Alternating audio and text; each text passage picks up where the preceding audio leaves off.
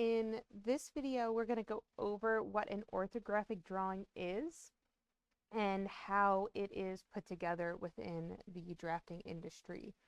So this is kind of an introduction to orthographics. There is also the textbook chapter included in the resources that goes over orthographics in some more detail. And then within your practices, there are video tutorials for how to do each of those blocks as an orthographic to kind of help walk you through the process. So let's begin. So what exactly is an orthographic? So if we're talking about mathematical terms, an orthographic is lines that are perpendicular with each other. But in the drafting industry, an orthographic, or sometimes as we just refer to them as orthos, is a drawing that has multiple views of an object, and it describes how it would be manufactured or to what specifications and dimensions it would be machined to through several images. So that ortho is showing one singular object from multiple views in order to describe it visually.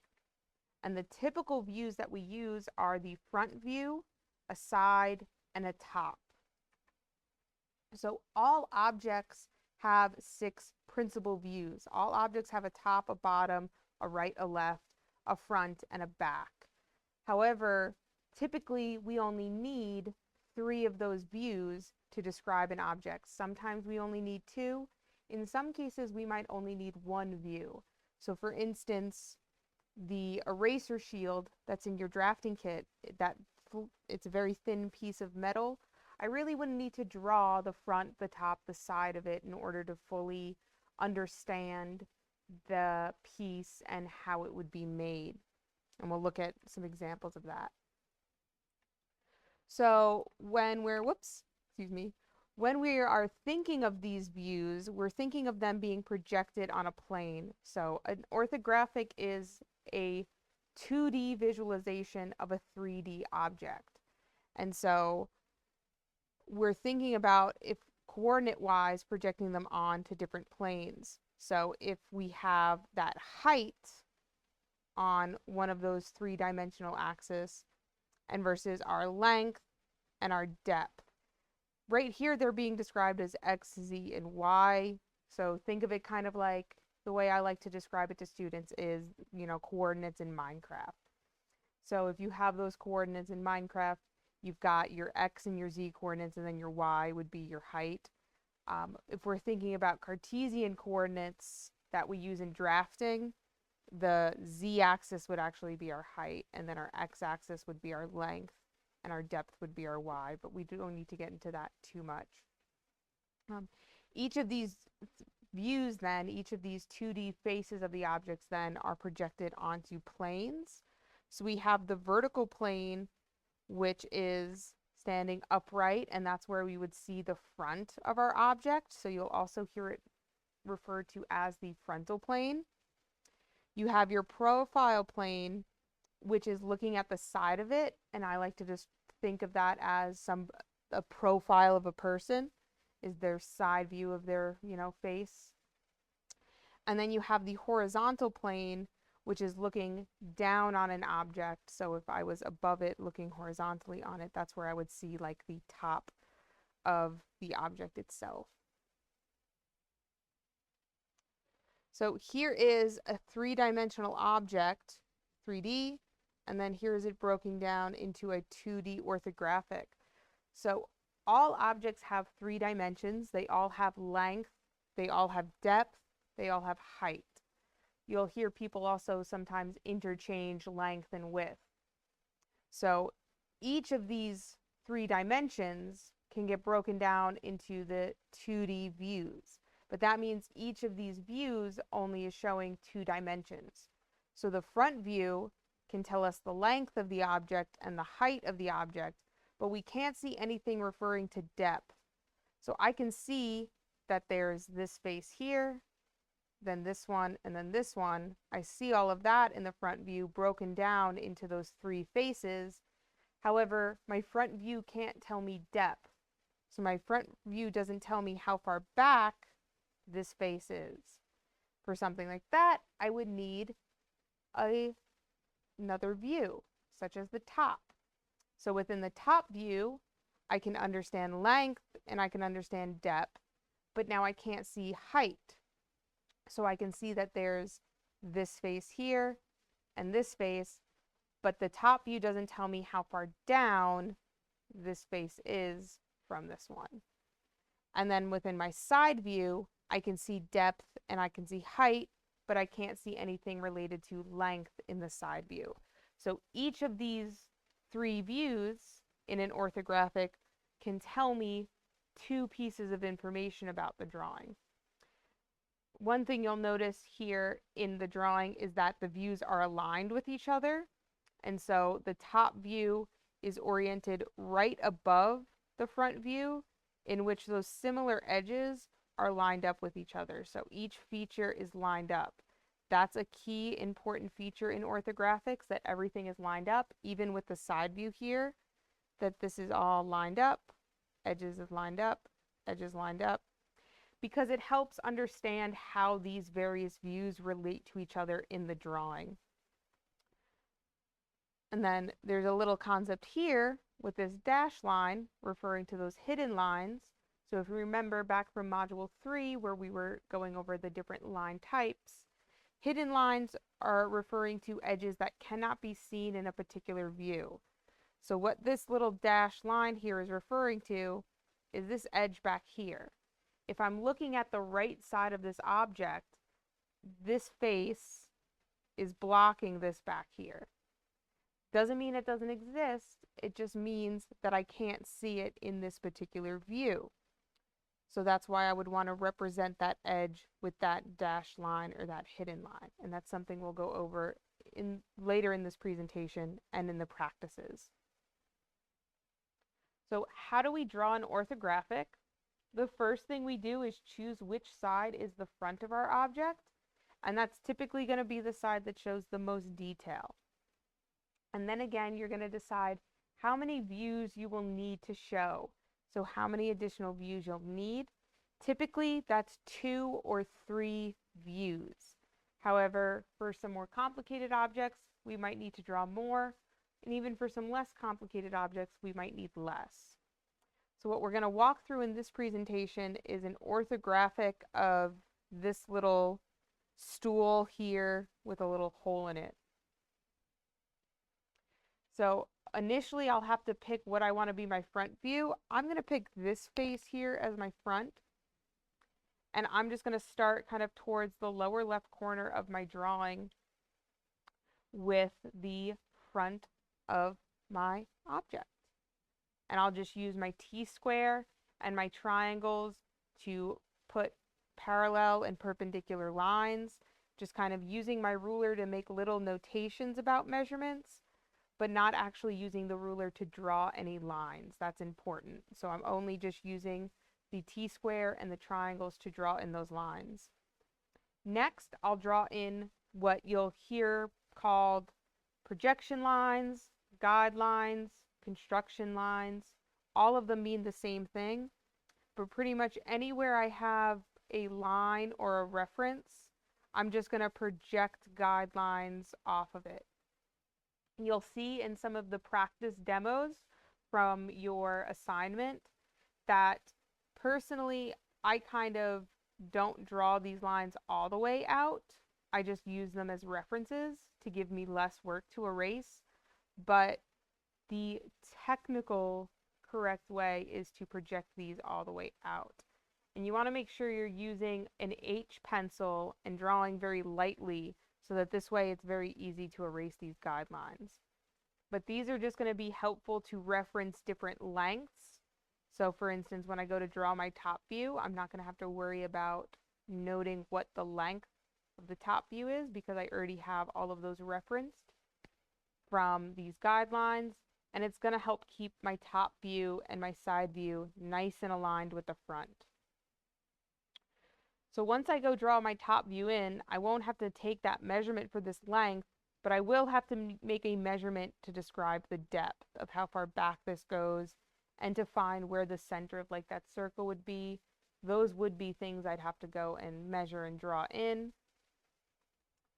And I'd have hidden lines here because if I'm looking directly down on this object, I can't see these edges underneath it. They're being blocked on the top view. Doesn't mean they don't exist, it just means I can't see them in this particular view. So that's why I would note them with hidden lines of those even dashes. And remember to use something like your eraser shield to help you make those lines easily and even. Next, I would draw in what's called a miter line, which is a 45-degree line from the top right corner of our front view. So where the topmost line and the rightmost line meet, right here, I would draw in a miter line at 45 degrees. It's going to be used to help create the side view. One thing to note with a miter line is that it always goes from where the top and rightmost lines meet, which in some cases, and again you'll see this in some of the practices, isn't necessarily directly on the side of our object. So sometimes it is just floating in kind of an emptier area. But I'll draw that line at 45 degrees, and I'll project guidelines out from the top view to meet that miter line. And then where those lines meet, I'll project vertical guidelines down. So the purpose of the miter line is it helps keep even spacing. So whatever amount of space I used here will also be what pops up here. And it also helped transfer the depth measurement that I took for my top view was easily transferred over here because of the miter line. So now all of my views are aligned with each other, and I have even spacing in a drawing as well. Again, for something like a circle, too, I would project guidelines from it. Circles in some views are going to just appear as lines for the edges, so I'm projecting from the quadrants of the circle, or the 4 points of it. But again, just where it meets, project down. And again, in this case, we would see them with hidden lines because if I'm looking at the side of the object, I can't see the hole going through it, but that doesn't mean it just doesn't exist. It means I just cannot see it in this particular view. Lastly, I would erase all my guidelines, and that's why typically I tend to just reference where guidelines would be and not fully draw them in, and you'll see that in some of the demos, just because that's a lot of erasing to do, and I don't like to erase a lot. But also, I've been creating drawings for quite a few years, and so it is something that just with practice you get better at visualizing how the three-dimensional objects gets broken down into its two-dimensional views. Now, if I have surfaces that are inclined or sloping, they aren't parallel to those principal views or those principal planes. So in those edges, in those cases, they're going to appear as foreshortened. And so here we have this sloped or this inclined surface on this three-dimensional block. If I'm looking at it from the front, I can see the angle and the true length of that slope. But if I'm looking at it from the top or the side, it is going to appear quite foreshortened. So when I'm looking at the side of it, I can't see the slope in its entirety. And this face itself is actually able to appear on both the top and the side view. And so this is why I would need 3 views in total to help me kind of fully describe this object. And then finally, one of the most important things that we'll have on our drawings, and we'll do it many, many, many a times in this module and the next one, is the title block. So a border and a title block just kind of help you keep a nice clean drawing area for your drawing. And the way we construct it is you'll need the size Architecture A paper that you have in your drafting kit. So those are the sheets that are 9 inches by 12 inches. And after you tape your paper down nice and straight, you'll measure 1/4 inch off of each of the edges and use your T-square and triangle to construct just a large box. And then from the edge of your border, you'll measure 1/2 inch up for your title block and use your T-square to draw a line across. And then you're going to separate your title block into different areas for the name of the drawing, your own name, the date, the scale that you draw in, and the drawing number. Now, in the videos, I'll go over it kind of several times of how to do it. And again, the more you do it, the better you will get. So the drawing name would be the name of the block or whatever exactly it is you're making. Your name will be your own name, whatever it might be. The date you drew a drawing at, the scale, which is how many inches on paper is equal to how many inches in real life. For our orthographic practices, we're going to always be doing them at a 1-to-1 scale. So we're going to draw them full size on the sheet. And then the drawing number will signify how many drawings are in that set. So how many sheets of paper are associated with that one particular piece, which is helpful if I was creating a set of plans for a more complicated object and maybe, there were 4 or 5 different sheets of paper associated with it. I'd have it noted in there, this is drawing 1 of 5, which would let the person reading the drawing know that there are 4 other sheets that they would need to go look at to get the full picture of this drawing. And whenever you are filling in your title block too with all of this information, you always want to make sure you are lettering it. And again, lettering is nice and neat and all caps and uniform. If you want to use your lettering guide to help you keep everything nice and even, I encourage that, especially because lettering, just like with the drawings, lettering is something that you get better with over time. So your next steps would be in or on Canvas. There are several practices. There are 12 practices for you to work on. You can find all the practices right here on this Google Doc, and there's the 3 columns. So in the first column is a picture of the block that you will be creating. So here it is 3-dimensionally, and then you are going to draw and break it down into its 2D views of its front, its top, and its side.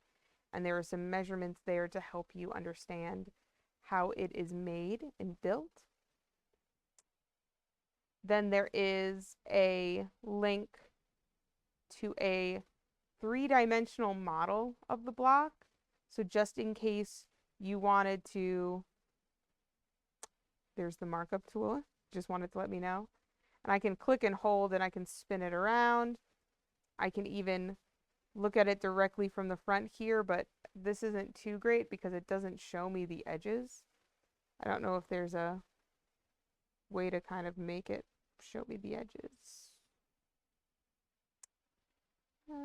Maybe an appearance. No. Oh, maybe in here. No, that just made it blue. Not ideal.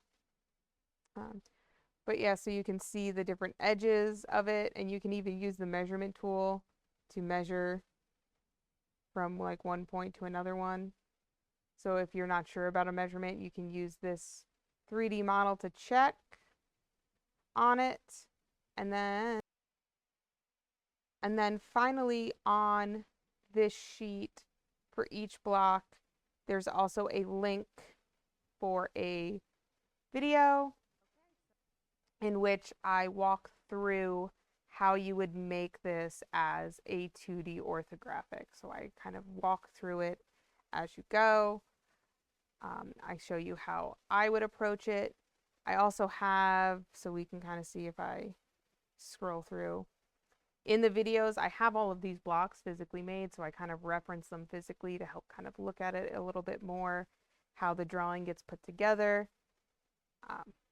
I would recommend for the first few of these to just kind of use the videos as maybe a follow along guide, or you can even watch the video first and then go and do it yourself.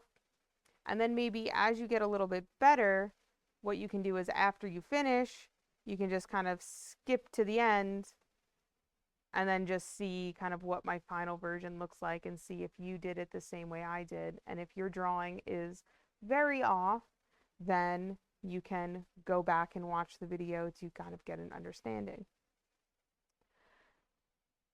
Then to submit, you're going to take pictures of your work, whether you do this with your phone or with your computer.